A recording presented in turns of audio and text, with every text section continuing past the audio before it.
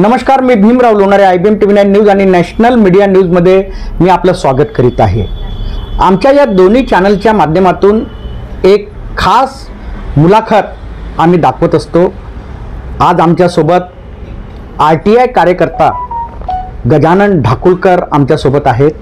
ते एक ज्येष्ठ पत्रकार सुद्धा आहेत. सर नमस्कार. नमस्कार.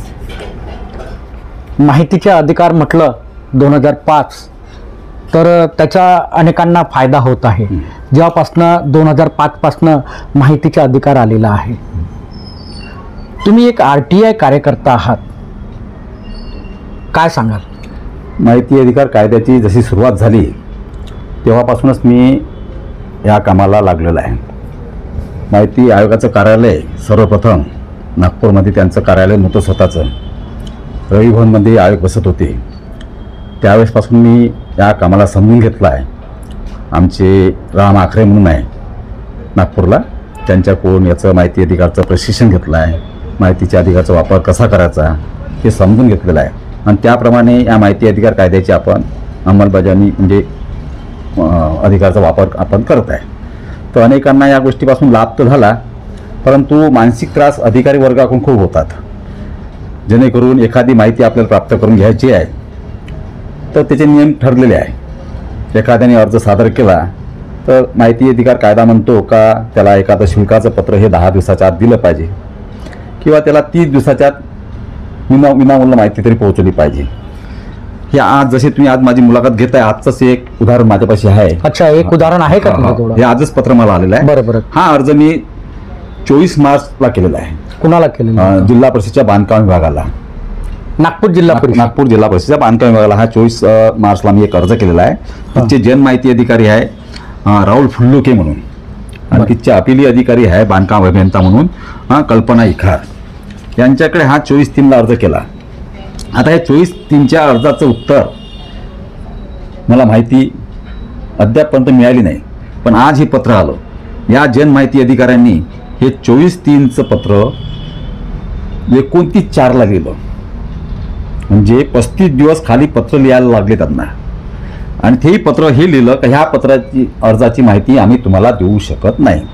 35 दिवस? हा, 35 दिवस लागले त्यांना पत्र लिहायला, माहिती देऊ शकत नाही. माहिती देऊ शकत नाही हे सांगायला, ते सांगायला ते तर सोडा, परंतु ते पत्र डाक विभागात टाकण्यासाठी 26/6 टाकलं. म्हणजे तिथे 1 महिना लागला. किती? त्या ठिकाणी 2 महिने लागले. 29/4चं पत्र केव्हा टाकलं डाक विभागात? 26/6ला. आणि 26/6/2025. हा, 26/6/2025ला म्हणजे 2 महिन्यांनी हे डाक विभागात टाकलं. लिहायला तर 35 दिवस लागलं, पण डाक विभागात टाकण्यासाठी सुद्धा 2 महिन्याचा कालावधी लागला. म्हणजे 3 महिने लागले. आता तिथून मला 5-6 दिवस मिळायला लागलं. म्हणजे आज 4 जुलै, आज मला हे पोस्टाद्वारे पत्र प्राप्त झालं, फक्त माहिती मिळत नाही म्हणून. जेव्हा की याची प्रक्रिया मी पूर्ण केलेली आहे. हे माहिती मिळाली नाही, माहिती मिळाली नाही म्हणून या ठिकाणी मी प्रथम अपील दाखल केली. कल्पना इखार यांच्याकडे अभियंता आहेत त्या, पण त्यांनी 45 दिवसात आज सुनावणी घ्यायला पाहिजे, पण त्यांनी सुनावणी घेतली नाही. त्यांनी सुनावणी न घेतल्यामुळे राज्य माहिती आयोगाकडे सुद्धा हे प्रकरण पोहोचलेलं आहे. आता तिथे जेव्हा आयोगाकडून सुनावणी होतील तेव्हा होतील, परंतु या माहिती मिळू शकत नाही हे सांगण्यासाठी 100 दिवसापेक्षा जास्त कालावधी लागलेला आहे. तो अशा वेळेस ज्याला आवश्यकता आहे माहितीची, म्हणजे 100 दिवसापेक्षा जास्त कालावधी माहिती मिळू शकत नाही म्हणून मिळू शकत नाही. म्हणजे एवढंच सांगण्यासाठी. त्याच्यामुळे अनेकांना जनमाहिती अधिकाऱ्याकडून फार मोठा त्रास दिला जाते. त्यांची वरिष्ठ आहे ती सुनावणी घेत नाही, पाहून घेऊ म्हणतात आयोगाकडे. आयोगाकडून बी बरेचदा कारवाई होत नाही. आयोगाकडे भरपूर त्रास होतात. एखाद्या प्रकरणामध्ये त्याचा दंड ठरलेला आहे. आता 100 दिवस माहिती मिळाली नाही म्हणजे 100 दिवसाचा 25,000 रुपये दंड होऊ शकते, 250 रुपये दिवसाप्रमाणे. पण अशा प्रकरणात आयोगही 2-4 हजार रुपये दंड करतात. कधी 250 रुपये प्रति दिवस, 250 रुपये प्रमाणे 100 दिवसाचा दंड किती म्हणजे प्रति दिवस 250, 25,000 रुपये. पण तिथे कधी कधी आयोग त्यांना सूट देऊन देतात. काय कारण नेमकं आहे त्याचं? आता माहितीचे अधिकार जे कायदा आहे त्याला कुठे ना कुठे शासनाकडून बी कात्री लागली आहे. आता सांगता नाही. म्हणजे शासना तुम्ही म्हणाले की शासनाकडनं कातरण लागलेलं आहे. कात्रण लागले साहेब एक प्रकारचं. त्याला नेमकं त्यांना काय? म्हणजे बंधनच नाही ना. आता तुम्ही शासनावर आरोप बघा, करत आहात ना. ज्या तुम्ही आरोप शासनावर करत आहात. हो बरोबर आहे. शासनावर आरोप आहे. शासनाचं निर्बंध नाही यांच्यावर. आज हे जे जनमाहिती म्हणजे वचक नाही आहे. जे जनमाहिती अधिकारी आहे त्यांच्याच बाजूला मुख्य आपले त्यांचे शिवसाहेब बसतात, महामुनी साहेब. यांनी सुद्धा या बाबीकडे लक्ष दिलं पाहिजे. बरेच या प्रकरणामध्ये कधी माहिती मिळाली नाही तर आम्ही वर्तमानपत्रात प्रकाशित करतो. शक्यतो पण त्यांच्यापर्यंत बातमी पोहोचली पाहिजे म्हणून त्यांच्यापर्यंत बातमी पाठवतो का जेणेकरून त्यांचं लक्ष केंद्रित होतील. परंतु ना वर्तमानपत्राला घाबरत हे, ना आयोगाला घाबरत, ना दंडाला घाबरत. नेमकं कारण काय? जर दंडालाही नाही घाबरत नाही, असेल, आता हा- शासनाच्या नियमाला घाबरत नसेल, त्यांच्यावर आशीर्वाद कुणाचा आहे? आता हा जो दंड आहे, आशीर्वाद कुणाचा? कोणाचा ना कोणाचा राजकीय नेत्याचा आशीर्वाद असू शकते, त्याच्याशिवाय करू शकत नाही. आज कोणता बी अधिकारी कोणत्याही कार्यालयात काम करतो तर त्याच्यावर कोणाचा ना कोणत्या राजकीय नेत्याचा आशीर्वाद असतोच. तो कोणाच्या याच्या खाली काम करतो, पाहून घेऊ, करून घेऊ, अशी चिंता त्यांची ठरलेली आहे. आजच वर्तमानपत्रात एक वाचलं आहे मी, एका मंत्र्यांचे काही रेट दिले होते बदलीचे. थोडी वाचण्यात आली, पूर्ण बातमी वाचली नाही, परंतु रेट दिले आहेत. या ठिकाणाहून बदली करण्याची एवढी किंमत, त्या ठिकाणाहून बदली करण्याची तेवढी किंमत, असे दर सुद्धा ठरवलेले आहे मंत्री लोकांनी, म्हणजे राजकीय लोकांनी ठरवलेले आहे दर. यांच्यावर वचक का नाही? पण आता ही माहिती न देण्याचे कारण, ह्या जो जिल्हा परिषदचा बांधकाम विभाग आहे रोज गजबजलेला राहते. अनेक कार्यालय तर 5:30 वाजले का पूर्ण 5 वाजले का सुन्न होऊन जातात, परंतु हा कार्यालय 7 नंतर बी सुरू राहते. तिथले अधिकारी जात नाही, आमची वेळ संपली म्हणून ते सुद्धा बसून राहतात, ते सुद्धा सेवा देत राहते. तर माहिती न देण्याचं कारण एकच आहे का या ठिकाणी फार मोठा भ्रष्टाचार उघड होऊ शकते त्यांचावाला, त्याच्यामुळे माहिती दिली नाही. माहिती न देण्याची वेगळे कारण सांगतात, तुमची माहिती मोगम स्वरूपाची आहे किंवा एवढी माहिती देऊ शकत नाही, अशी अनेक कारणं देतात. पण कारण तर वेळेत दिलं पाहिजे ना. कारण देण्यासाठी काय 100 दिवसाचा कालावधी घ्यायचा का? हा 100 दिवस म्हणजे नेमकं तुम्ही कशा प्रकारे सांगतात की 100 दिवस झाले म्हणून? माझा अर्ज तुम्हाला दाखवला मी 24 मार्चचा आहे. बरोबर. आज आजपर्यंत माहिती मिळालीच नाही. आजचं हे पहिलं पत्र आहे जे माहिती अधिकाऱ्याकडून आलेलं, तर 100 दिवस झाले त्याला, त्या अर्जाला. नियमानुसार किती दिवस लागायला हवा? 10 दिवसाच्या आत पत्र यायला पाहिजे होतं, माहिती देता येत नाही. किंवा 30 दिवसाच्या आत माहिती द्यायला पाहिजे होती, नाही दिली. किंवा अपील अधिकाऱ्यांना सुनावणी घेतली पाहिजे. हलगर्जीपणा कुणाचा आहे? दोघांचा बी. जनमाहिती अधिकारी आहे त्यांचे ते बांधकाम विभाग अभियंता जे आहे कल्पनाताई इखार म्हणून आहे, हलगर्जीपणा त्यांचाच आहे. कदाचित त्यांनीच सांगितलं असेल माहिती देऊ नका म्हणून, कारण की ही माहिती उघड जर झाली तर तिथला फार मोठा भ्रष्टाचार उघड होऊ शकतो. म्हणजे कशा प्रकारची माहिती तुम्ही माहिती बांधकाम विभागाच्या संदर्भात आहे. कशा प्रकारे? वेगवेगळे विषय आहे, अनेक वेगवेगळे विषय दिलेले आहे. आता तुम्हाला एखादा विषय मी वाचून दाखवतो त्याच्यातला, का मी कोणत्या विषयाची माहिती मागितली आहे. आता हा अर्ज आहे माझावाला एक. त्याच्यामध्ये आपण आपल्या कार्यक्षेत्रातील विभाग प्रमुख यांच्या कॅबिनच्या नूतनीकरणाचा खर्च मागितला आहे. तुम्ही बघितलंच असेल जिल्हा परिषदमधली प्रत्येक अधिकाऱ्याचं कॅबिन जे चांगल्या पद्धतीचं होतं ते पार तोडताळ करून त्याला आणखी सुशोभीकरण करणं चालू आहे. त्याच्यावर फार मोठा खर्च सुरू आहे कॅबिनवर ज्याची गरज नसताना. तरी त्या ठिकाणी एवढा मोठा खर्च होतो, कसा होऊन राहिला बा याची माहिती मागितली. काय मागितली? माहिती द्यायला म्हणजे किती कार्यालय असतील आणि किती कॅबिनवर त्यांनी वेगवेगळे कार्यालय, पण मी 4 विभागाची माहिती मागितली आहे. कुठला विभाग? त्याच्यातली एक स्वच्छता मिशन आहे, तिथले विभाग प्रमुख कृणाल उंदीरवाडी म्हणून आहे. एक महिला व बालकल्याण विभागाचे आहे कैलास घोडके, पशुसंवर्धन विभागाचे आहे डॉक्टर कविता मोरे आणि शिक्षण प्राथमिक विभागाच्या सिद्धेश्वर काळुसे, यांच्या 4 विभागाची मी माहिती मागितली. परंतु आज ह्या अर्जाला सुद्धा 28 हा तुम्ही बघू शकता अर्ज 24 मार्चचा अर्ज आहे. म्हणजे याला सुद्धा 100 दिवसाचा कालावधी झाला, पण याचं साधं पत्र आलं नाही, साधी माहिती मिळाली नाही. असेच माझे बाकी इतरही त्या जिल्हा परिषदच्या बांधकाम विभागाचे इतरही अर्ज आहे, पण एकाही अर्जाची माहिती दिली नाही. तुम्ही एवढी जनसेवा करता आणि नियमानुसार चाला असं RTIच्या माध्यमातून अधिकाऱ्यांना सांगत असतात तुम्ही, तरी सुद्धा ते नियमानुसार नियम पाळत नाही. बाहेर जो फलक लागला राहते कार्यालयाच्या बाहेर, बरोबर, आतापर्यंत बरेचदा तर त्या ठिकाणी फलक सुद्धा नव्हता. कुठे? जिल्हा परिषदच्या बांधकाम विभागामध्ये. म्हणजे माहितीच्या अधिकाराचा फलक नव्हता. त्या एक फलक होता, आता त्याच्यावर जो जनमाहिती अधिकारी आहेच नाही त्याचंच नाव होतं. जेव्हा एक तिथला फोटो काढला, तो फोटो सोशल मीडियावर व्हायरल केला, तेव्हा कुठं तिथे फलक लागला, तेव्हा कुठं कळलं का हे फुल्लुके तिथले जनमाहिती अधिकारी आहे, अपील अधिकारी कल्पनाताई इखार आहे. त्याच्यावर त्यांनी आपलं नाव लिहिलं पाहिजे, त्यांनी आपलं पद दिलं पाहिजे फलकावर, मोबाईल नंबर दिला पाहिजे, ईमेल आयडी सुद्धा दिली पाहिजे. बरोबर. परंतु मोबाईल नंबर, ईमेल आयडी लिहित नाही, कारण की जेणेकरून कोणाला माहितीचे अधिकार जास्त प्रचार प्रसार होऊ नये, कोणी आपल्या कार्यालयात जास्तचे अर्ज करू नये, हे मूळ कारण आहे त्याला. तुम्ही एक RTI कार्यकर्ता असल्यामुळे तुम्ही अनेक भ्रष्टाचार तुम्ही चव्हाट्यावर आणलेले आहे. हा सुद्धा एक भ्रष्टाचार आहे. जिल्हा परिषदच्या बांधकाम विभागामध्ये फार मोठा भ्रष्टाचार आहे. आता नुकतंच जिल्हा परिषदमध्ये शिक्षण विभागामध्ये साधारणतः ID घोटाळा चालू आहे. मला तर कधी कधी असं वाटतं की माझ्या ह्या प्रकरणाची मी जेवढी काही माहिती मागितली याची जर कसून चौकशी जर केली तर त्याच्यापेक्षा मोठा घोटाळा हा सुद्धा आहे. फार मोठा घोटाळा आहे या ठिकाणी. आणि तो घोटाळा ह्या कल्पनाताई इखार बांधकाम अभियंता यांच्याच कार्यकाळात नाही आहे. यांच्याच कार्यकाळातली माहिती नाही. हा झाला एका विभागाचा, जिल्हा परिषदेचा. इतरही विभाग आहे, जसे सार्वजनिक बांधकाम विभाग आहे, सिंचन विभाग आहे. या विभागातही असंच असते का? तुम्ही केलं असेल ना अर्ज वगैरे? त्या ठिकाणी फारसं आपल्याला माहिती आपल्यापर्यंत येत नाही. जिकडे तिकडे जे विभाग आहे बांधकामामध्ये सर्वांचं जास्त इंटरेस्ट आहे. राजकीय नेते सुद्धा कॉन्ट्रॅक्टर झालेले आहे, त्याच्यासाठीच बनतात ते.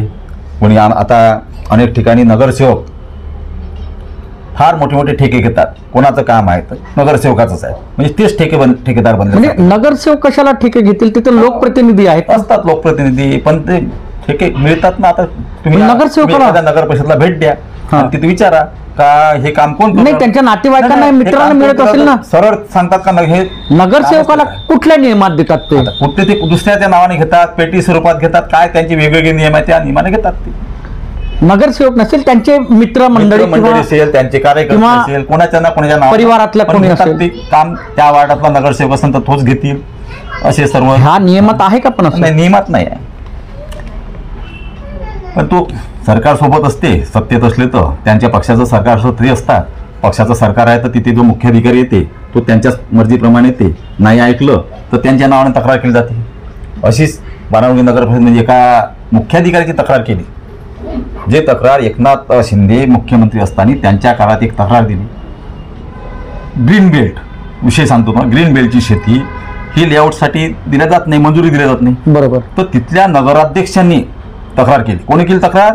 नगराध्यक्ष. मी नाही केली किंवा एखादा सामान्य व्यक्ती नाही केली, आणि नगराध्यक्षांनी एकट्यानेच नाही केली तर त्यांच्या पूर्ण टीमनं केली. जे काही नगरसेविका असेल, बाकी सभापती असेल, या सर्वांनी मुख्य एक तक्रार केली लेटर पॅडवर, आणि ती एकनाथ शिंदे यांना दिली 2022 मध्ये का या विभागातनी अशा प्रकारची ग्रीन बेल्टमध्ये अशाची तक्रार आहे, अशाची मंजुरी दिली जाते, त्यांच्यावर कारवाई करण्यात यावी.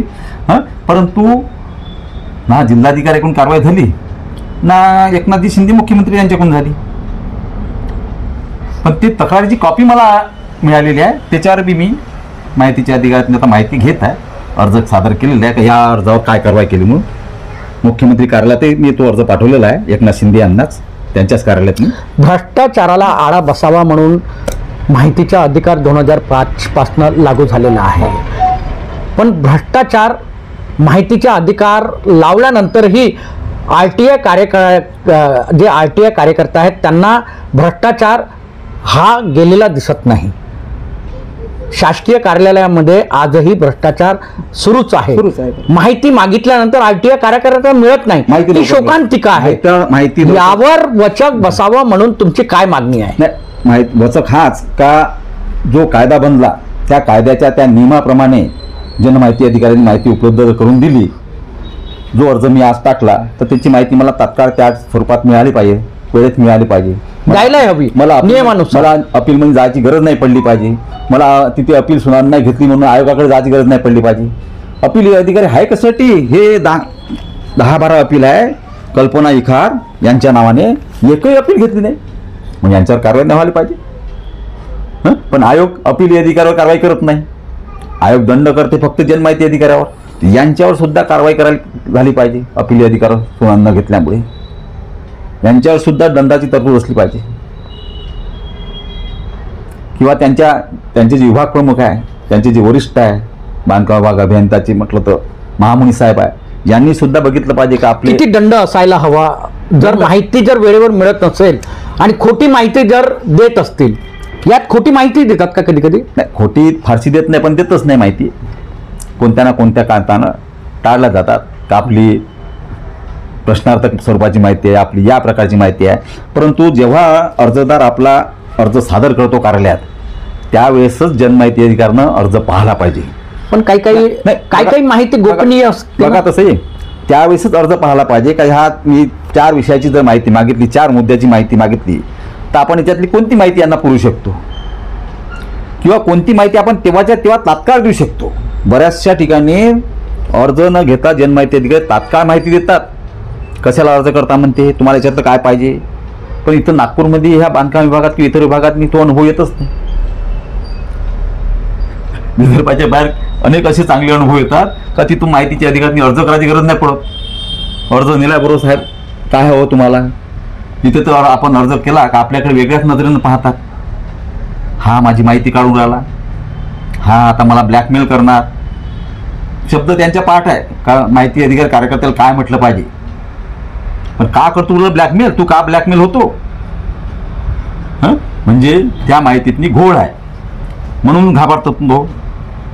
जन अर्ज आला त्यावेळेस जर माहिती पाहिली तर समोरच्याला तो त्रास होत नाही, त्याला अपील करायची गरज पडत, त्याला आयोगापर्यंत जायची गरज पडत नाही आणि माहिती मिळाली त्याचं काम होते आणि कार्यालयातनी साफसुथरं काम आहे ते दिसून पडते. सरकारला काय विनंती कराल या माहिती अधिकारासंदर्भात? या कायद्यामध्ये काही ना काही सुधारणा नक्कीच झाली पाहिजे.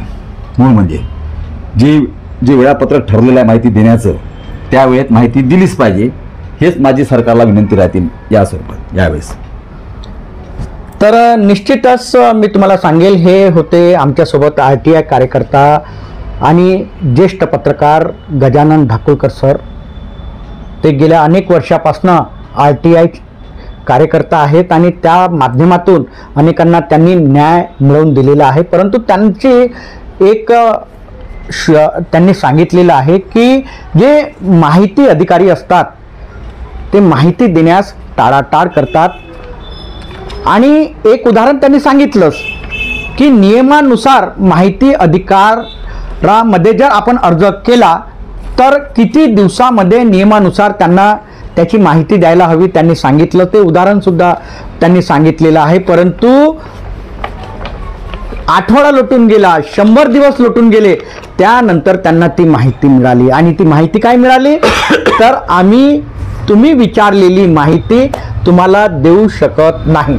जेणेकरून आठवड्याभरामध्ये ही माहिती अधिकार म्हणजे RTI कार्यकर्त्याला याची माहिती जर मिळत नसेल तर त्यांना ते सांगायला हवी. परंतु आम्ही तुम्हाला माहिती देऊ शकत नाही हे सांगण्यासाठी PWD विभाग, सार्वजनिक बांधकाम विभाग जिल्हा परिषदेचा तो त्यांना माहिती देतो 100 दिवसांनी आणि सांगतो की आम्ही तुम्हाला ही माहिती देऊ शकत नाही. नियमानुसार 10 दिवसात त्यांना असं कळवायला हवं की आम्ही तुम्हाला माहिती देऊ शकत नाही. ही शोकांतिका आहे. 2005ला माहितीचा अधिकार हा कायदा बनलेला आहे आणि माहितीचा अधिकार हा कायदा कशासाठी बनला तर सर्वसामान्य जनतेसाठी बनलेला आहे. आणि तिथे जे शासकीय कार्यालय असतात तिथे माहिती अधिकारी बसलेले असतात, नेमणूक झालेली असते.